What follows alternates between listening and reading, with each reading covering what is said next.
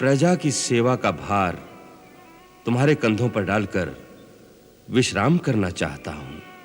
प्रजा की सेवा करने के लिए राज्य पद ग्रहण करके सिंहासन पर बैठना आवश्यक नहीं पिताश्री। जनसेवा तो मैं आपके चरणों की छाया में रहकर भी करता रहूंगा। भगवान आपको दीर्घायु प्रदान करें और मैं आपके छत्र छाया में रहकर आपकी और प्रजा की सेवा करता रहूं। पिताश्री, हमें अपने चरणों की छाया से वंचित न कीजिए।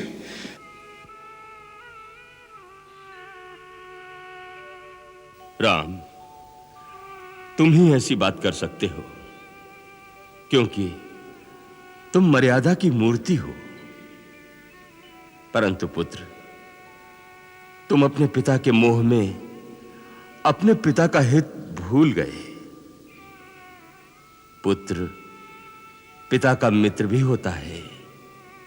यदि मित्र की तरह सोचते तो मेरे कल्याण की बात सोचते। ऐसे वचन न कहते जिनमें केवल पुत्र का मोह दिखाई देता है, मित्र की मित्रता नहीं। प्रभु, आपने कैसे कह दिया कि मैं आपके कल्याण की कामना नहीं करता? इसका उत्तर मैं देता हूं राम।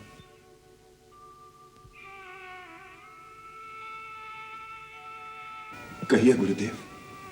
इस संसार में 4 पदार्थों के लिए पुरुषार्थ करना पड़ता है: धर्म, अर्थ, काम और मोक्ष।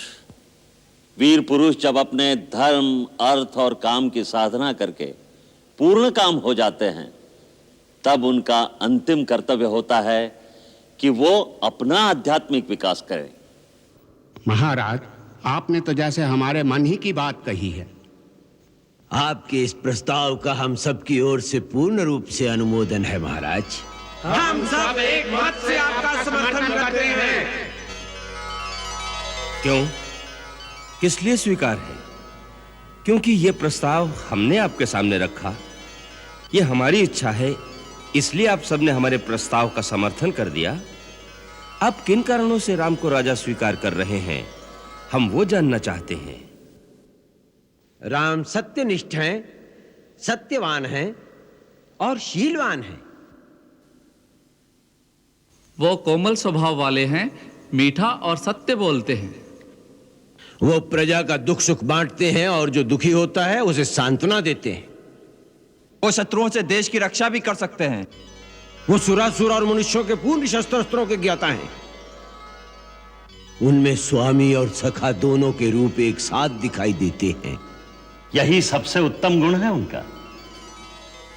यही एक अच्छा राजा होने का लक्षण भी है कि प्रजा एक स्वामी की तरह उनका आदर सत्कार भी करे और एक सखा की तरह उस पर भरोसा भी रखे। इन सब कारणों से राम राजा होने के सर्वथा योग्य है। महाराज, सारी सभा इसका समर्थन करती है।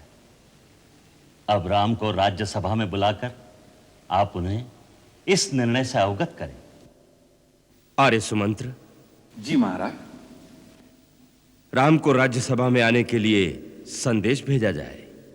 राज्यसभा में हमें बुलाया है, किस कारण? कारण राज्यसभा में पहुंचने पर ही विदित होगा आर्य कुमार। शीघ्र पहुंचना अनिवार्य है। ऐसा ही महाराज का आदेश है। पिताश्री का आदेश राज्यसभा में आने के लिए? कहीं हमसे कुछ चूक तो नहीं हो गई? नहीं आर्यन, आपसे चूक होना संभव नहीं। कोई आवश्यक राज्य कार्य होगा। देवी ठीक कह रही राजकुमार।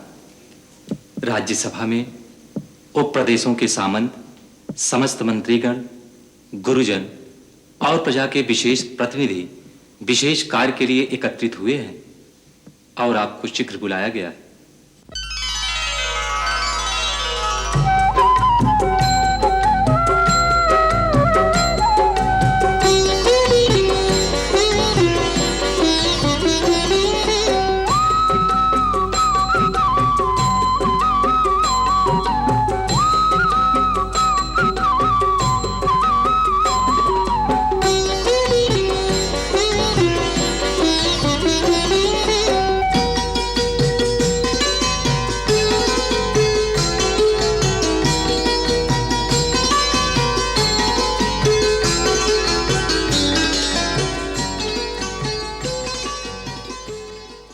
मैं आपका पुत्र राम श्री चरणों में प्रणाम करता हूं।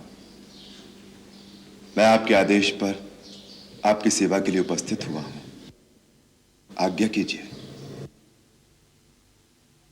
राम, सभा में उपस्थित सामंतों, मंत्रियों और प्रजाजनों ने सर्वसम्मति से यह निश्चय किया है कि तुम्हें युवराज पद सौंपकर तुम्हारा राज्याभिषेक किया जाए। तुम्हारे गुणों को देखते हुए सबको विश्वास है कि तुम एक धर्मात्मा और प्रजापालक राजा बनोगे। तुम्हारी लोकप्रियता के कारण राजपद ग्रहण करने पर राष्ट्र के अंदर शांति भंग की कोई आशंका नहीं, और तुम्हारी वीरता के कारण राष्ट्र की सुरक्षा के लिए कोई भय नहीं। इसीलिए तुम युवराज पद स्वीकार कर राज्यभार को संभालो। पूज्यवर, मेरी धृष्टता को क्षमा करें। मेरे मत से यह निश्चय अनुचित है। जबकि पिताश्री अपने कीर्ति और पराक्रम की ज्योति से अभी तक तीनों लोकों में अपने यश का प्रकाश फैला रहे हैं, तब ऐसे परम प्रतापी और कीर्तिमान पिता के होते हुए राज्यपद ग्रहण करने का प्रस्ताव मैं स्वीकार कर लूंगा। आप सबने ऐसा सोच कैसे लिया? जिस राजा ने आज तक अपनी प्रजा को अपनी संतान से अधिक स्नेह दिया, जिन श्री चरणों में अपने प्राण अर्पण करके भी मैं उनका ऋण नहीं चुका सकता, इस तुच्छ राज्य के लिए उन्हें हटाकर मैं उनका स्थान ग्रहण कर लूंगा। मेरे लिए ऐसा विचार करके भी आपने मेरे साथ बहुत बड़ा अन्याय किया है।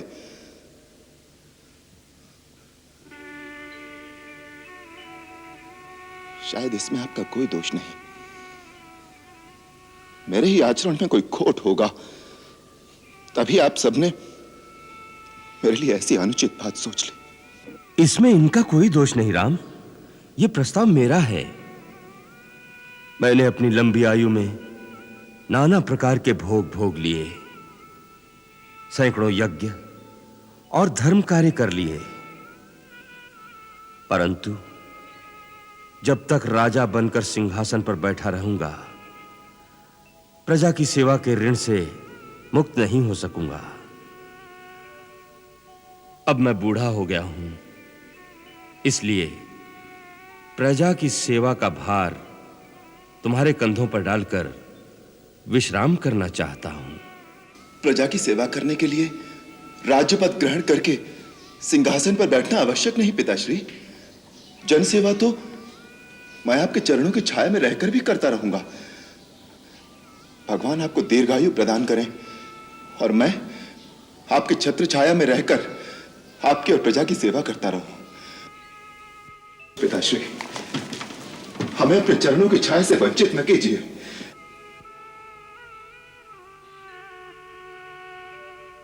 राम, तुम ही ऐसी बात कर सकते हो, क्योंकि तुम मर्यादा की मूर्ति हो। परंतु पुत्र, तुम अपने पिता के मोह में अपने पिता का हित भूल गए। पुत्र पिता का मित्र भी होता है। यदि मित्र की तरह सोचते तो मेरे कल्याण की बात सोचते, ऐसे वचन न कहते जिनमें केवल पुत्र का मोह दिखाई देता है, मित्र की मित्रता नहीं। प्रभु, आपने कैसे कह दिया कि मैं आपके कल्याण की कामना नहीं करता? इसका उत्तर मैं देता हूं राम।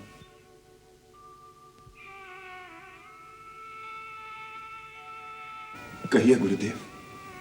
इस संसार में 4 पदार्थों के लिए पुरुषार्थ करना पड़ता है: धर्म, अर्थ, काम और मोक्ष। वीर पुरुष जब अपने धर्म, अर्थ और काम की साधना करके पूर्ण काम हो जाते हैं, तब उनका अंतिम कर्तव्य होता है कि वो अपना आध्यात्मिक विकास करें।